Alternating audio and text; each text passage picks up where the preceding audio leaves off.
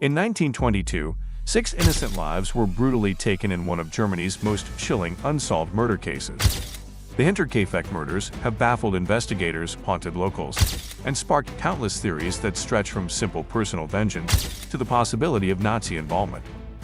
Was it a family tragedy turned deadly, the result of a disgruntled lover, or something far more sinister? In this week's Bedtime Stories, we dive into the eerie and complex history of the Hinterkaifeck murders, exploring the unsettling facts, endless mysteries, and dark theories that continue to surround this case. A normal day on the farm. On the evening of March 31, 1922, the snowy fields of the Hinterkaifeck farmstead in southern Germany appear to be peaceful. The farm was isolated in a rural area of the small village of Kaifeck, nestled on the outskirts of Wangen.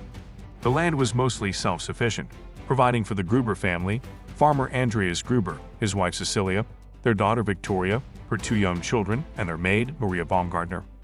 But that night, there was an unsettling undercurrent. Andreas Gruber had been uneasy for days. Strange footprints in the snow appeared around the house, leading from the nearby woods to the back of the farm. The tracks seemed to vanish, with no evidence of where the mysterious visitor had gone. Gruber had also noticed other oddities. Objects moved in the house, strange noises in the attic, and even a random newspaper delivery, though he couldn't fathom the cause.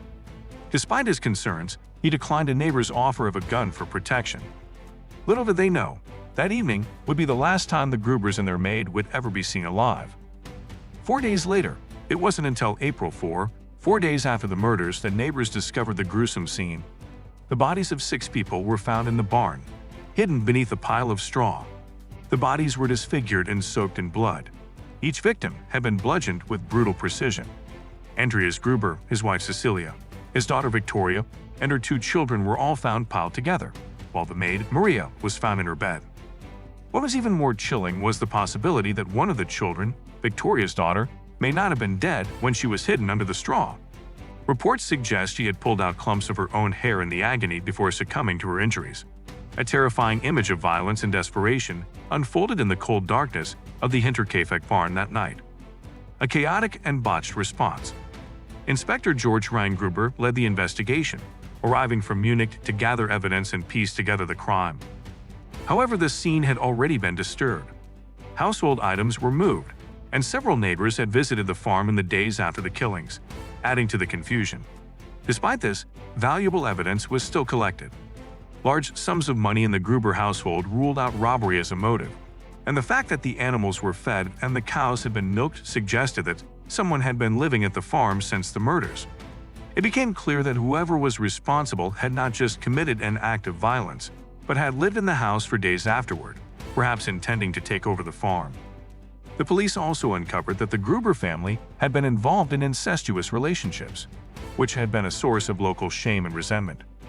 Andreas Gruber had been openly controversial, and the community had not taken kindly to his behavior, making him a figure with plenty of enemies. However, even with this information, the investigation stalled. The police could not find a murder weapon at the scene, and even canine sniffer dogs failed to uncover any leads. The case was becoming more and more perplexing. The murder weapon identified, it was over a year later, during a routine farm clearing, when a farmhand named George Siegel identified the weapon, a mattock, a type of long-handled pickaxe.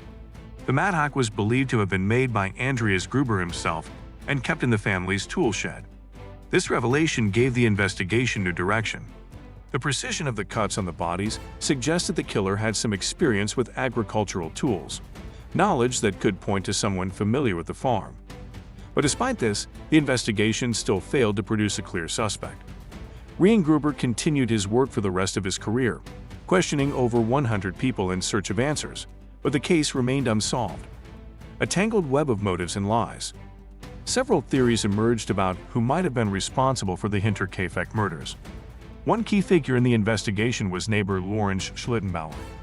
Schlittenbauer had a complicated relationship with the Gruber family. He had been in a bitter dispute with Andreas Gruber, as he had once tried to marry Victoria, but she had refused. Despite this, Schlittenbauer had been involved in reporting strange occurrences at the farm, such as the footprints in the snow and the noises in the attic. Schlittenbauer's personal resentment and bitter history with the Grubers gave him a potential motive. He also believed that young Joseph was his son, and the incest allegations may have been a factor in his anger.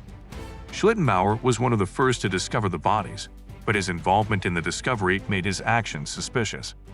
Another suspect was Victoria's husband, Carl Gabriel.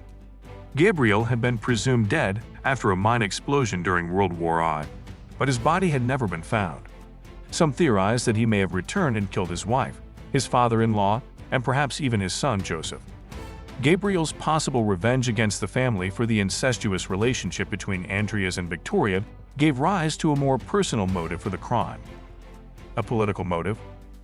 A more sinister theory suggests that political motivations may have been behind the murders.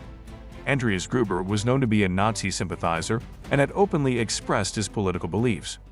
In a time of political unrest in Bavaria, some extremists believed that by eliminating the Gruber family, they could influence the upcoming local elections and ensure that more mainstream candidates won.